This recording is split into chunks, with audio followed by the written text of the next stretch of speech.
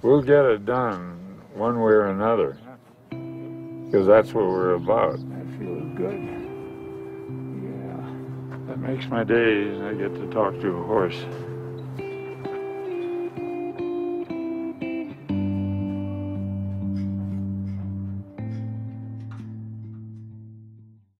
Dayton Hyde is a man who at 62 years old said goodbye to his family and his cattle ranch in western Oregon to set out on a whole new journey in his later life, and it was to protect and basically save the wild Mustang. He had been shopping for cattle in the western United States and came across the BLM, Bureau of Land Management, feedlots in Nevada. And he was horrified at seeing all of these horses basically put in what he would refer to as a jail. And he was heartbroken by it. He had grown up with wild horses. He was a cowboy. And to see them put into this confinement was heartbreaking. And so he vowed to his family, to his friends, to himself, that he was going to make a difference in these horses' lives. These horses are not going to suffer anymore. We'll see that they have a great life. It's a self-told biographical documentary. He went out looking for a piece of property in the western United States where he could set hundreds and hundreds of wild horses free. And he finally found it, and he found it in the Black Hills of South Dakota.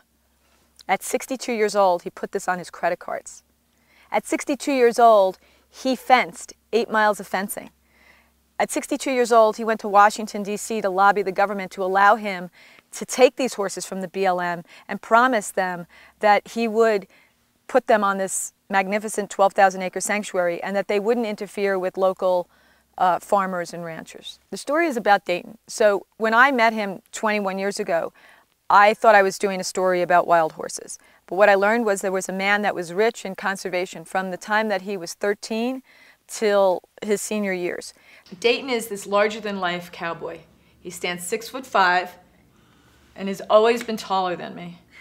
I come up to his waist. And I met him back in 1992 when he had just started a wild horse sanctuary called the Black Hills Wild Horse Sanctuary, where 500 free-roaming Mustangs are allowed to roam free. Well, I grew up on my uncle's ranch in Oregon, and it was a wonderful university for me. I went to Berkeley, Cal at Berkeley, but I learned more really from the ranch, which was filled with wild animals, and there are a lot of problems of fisheries and irrigation and erosion and whatnot. So I got to work firsthand with a lot of problems.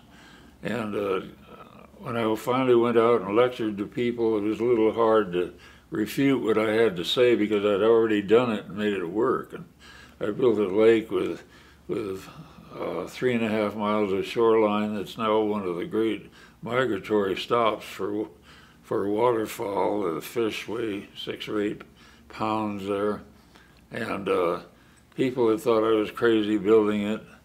Now love it. This was a man who wrote amazing novels and won awards for it about some of the conservation stories that he had been part of in his life, including helping save the sandhill crane, coyotes from strychnine poisoning, all of the things that we used to do to try to keep wild animals off the land because they interfered with our crops or with our livestock. He said, no, everything has to live in harmony. If you get rid of one thing, you're going to cause a bigger problem down the road.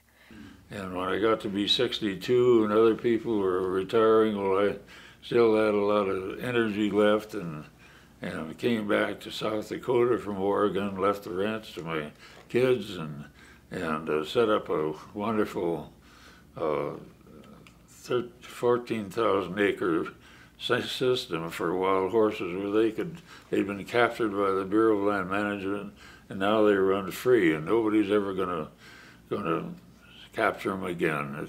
They're there to live out their lives. The land is set up so it can never be built on, and I'm doing what I wish other people would do, because I think that I have to be my own good example so I have something to talk to people about.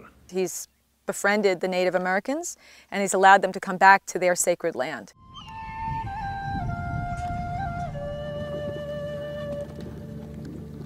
You can see why people fought over this land. I'd fight to stay here myself. Dayton, what's next? Well, I'm fighting uranium miners that threaten to destroy my wild horse sanctuary. They're wanting to mine in a subterranean river called the Indian Cara and aquifer, and they can't do that without polluting it with arsenic and radon and various things and uranium. And already we've got 4 wells on the place, our only source of livestock water beyond the river. Well, the river is polluted now from previous mines in the 50s. And we had our wells tested the other day, and they're all unfit for human consumption. And that was from failure to clean up the original uranium mine there. The mineral rights in most of South Dakota are owned by the federal government. And theoretically, if you dig a post hole, you're trespassing on federal land. So it's very difficult for us to have much say in the water. The only thing that will save keep the miners out is if the state doesn't give them the huge amount of water they need for mining. And they intend to use that water and pour it down back into the wells. There's no way they can clean up those aquifers once they pollute them. And it'll be the end to a very beautiful piece of the Black Hills. Here we're living in an area of the West that has had significant drought, right? So now not only is there the potential of polluting the water, but they want to use the water for the mining. But there's a drought. So doesn't that complicate things? Well, every well in that Indian Cara is going to take a terrible beating because they want something like 9 million gallons of water. Horses, there's a great love of horses in this country and all over the world. And the horses are the backdrop to Dayton's story. So people are going to walk away from this film not only understanding what the wild horse issue is about and how they can help support sanctuaries like Dayton's, but they're going to walk away with hopefully their own feeling of, wow, if he could do that at 62, it doesn't matter what age I am. If I have a dream, let me act on it.